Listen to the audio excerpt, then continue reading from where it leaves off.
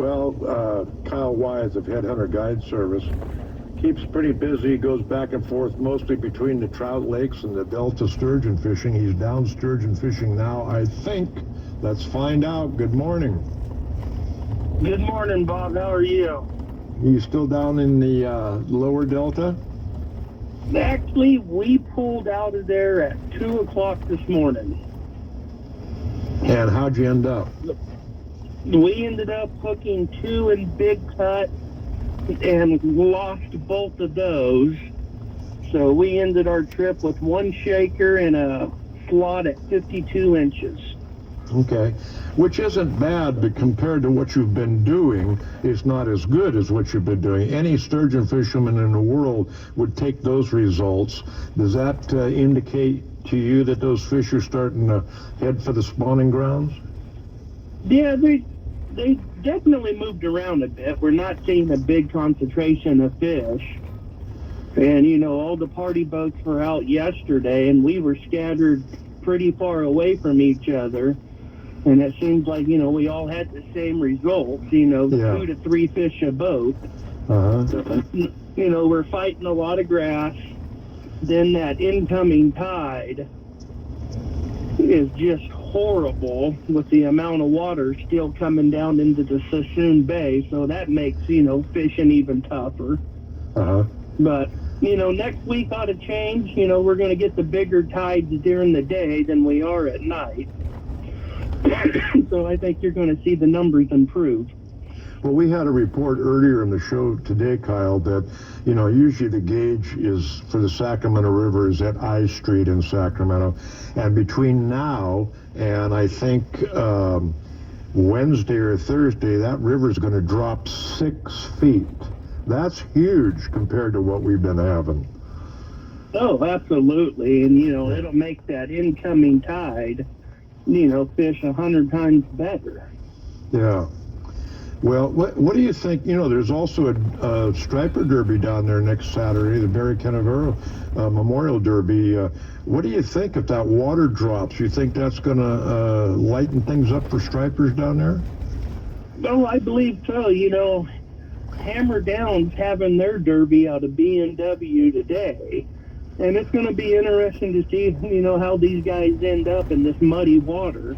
Yeah. If it's going to be strictly a trolling game or get in close and fish minnows, it's going to be interesting. Yeah. Well, that should be something we should look at if we're going to fish that derby next weekend. That's for sure. But at least we're on the right track because we're not experiencing any rain of any significance for 10 days. Now, why we should believe the weather forecasters all of a sudden, I don't know, but that's what they're saying. So that's good. We need to break, don't we? Oh, absolutely. But, you know, I did a lot of running yesterday. I launched out of Pittsburgh. Then fished middle grounds, big cut, went up to the Shoe, went up to the Ships, went up to Martinez area, then back all the way to Sherman Lakes. I mean, we covered a lot of water looking for fish and, you know, to hide from the weeds. And when I got in shallow, I mean, there's definitely some stripers in the system. Mm-hmm. So, you know, they're not stacked in there yet, but we've seen decent numbers. Okay, well, that's good to know. They're ready to make some sort of a move. So let's switch gears real quick. You got a pretty good report at New Melones and Trout. What happened? Trout fishing remains good. So, I mean, we're still catching them down 20, 25 feet. And, you know, on the surface first thing in the morning, you know, we'll be back out tomorrow morning on Maloney's with a group of 4, so I think I'm just going to start off in the main lake over the creek channel and pull the tail dancer spoon and some wiggles, a white wiggle hoochie, and I think we're going to come back with limits.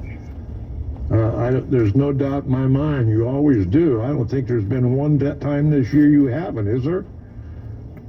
I've had one day, and I took a spare the moment trip and right after the rainstorm, and we were like a pinball in a pinball machine with all the debris on the lake. And we came up a couple short. I don't get limits every time, but that one got us. Okay. Kyle, thank you so much. Good luck up at New Melones. I appreciate you calling in.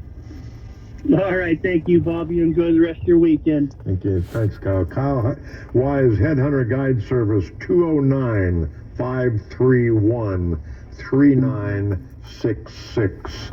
Okay, I talked to Big Nate Kelch, about fishing Comanche. Listen, Nate, Berryessa is still too stained to offer good trout and salmon season, so you're continuing to fish Comanche.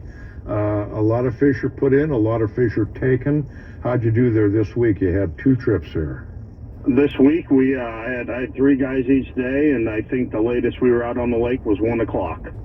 We got limits. We got big fish up to 7 pounds. Lost one that was bigger. The bite continues to stay hot. Yeah, that's great. You know, if you get it dialed in, and now you got a lot of water, kind of spreads the fishermen out a little bit. It gives you more structure to fish while the fish are still shallow. It's a fun lake to fish, isn't it? It is. It's great. The fish are beautiful. They do a really good job with the lake. And, the fish are finally starting to drop down a little bit. So, they don't get as spooked as much with all the boat traffic. Yeah. Every little thing helps, that's for sure. It sure does. So did you notice a difference in the color in the upper lake and the lower lake? Yeah, there's starting to be a little bit more and more debris.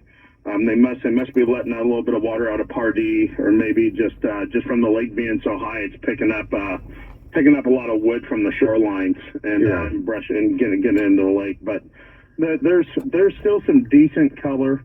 As long as you go out there and search. I mean, it kind of seems like it's changing each day with all the flow coming through the river that's running through the lake.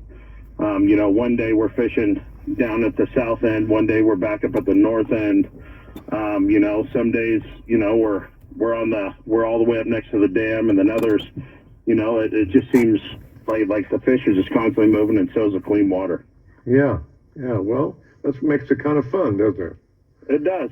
That's fishing. Yeah. So when you say the fish have gone down, from what to what are you fishing? What depth to what depth? Now we're focusing between 10 and 25 feet. You can still get some fish on the surface first thing in the morning, but that surface bite is dying fairly fast. We're starting to have to put a lot more weight on our side planers. Now we're up to, I think, 3/4 of an ounce, sometimes even an ounce. And then on the riggers, we're going between 12 to 15 feet when we're running our stick baits. Okay, what kind of stick baits? Trophy sticks have been hot. Okay. Trophy sticks, Rapalas. Anything as long as you're using either bright colors or extremely dark colors. Okay. And of course, the trophy sticks have that wonderful paint job on them, right? They have a beautiful paint job to them. Yeah. If you can get your hands on them, I'd suggest just buying all that you can find. It's probably my favorite stick bait to run. Fish just love them. Yeah, well, you catch your fare of big fish. I'm sure the trophy sticks are due at least in part to that, huh? That's for sure. I think probably 90% of the fish, that you get over 5 pounds are coming on the trophy sticks. Yeah. Wow. What's the water temperature there? It got up this week to 53. We're getting there, as that water starts to warm up, you can start to run faster and faster, which I love. I think that we're trolling up, to 2.5, 2.8.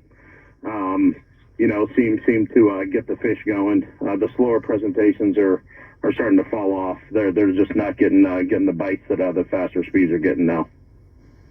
That's Nate Kelch at Big Nate's Guide Service. Here's his number, 916-860-9180. When we come back, cutthroats at Pyramid Lake. Right now, Collins Lake.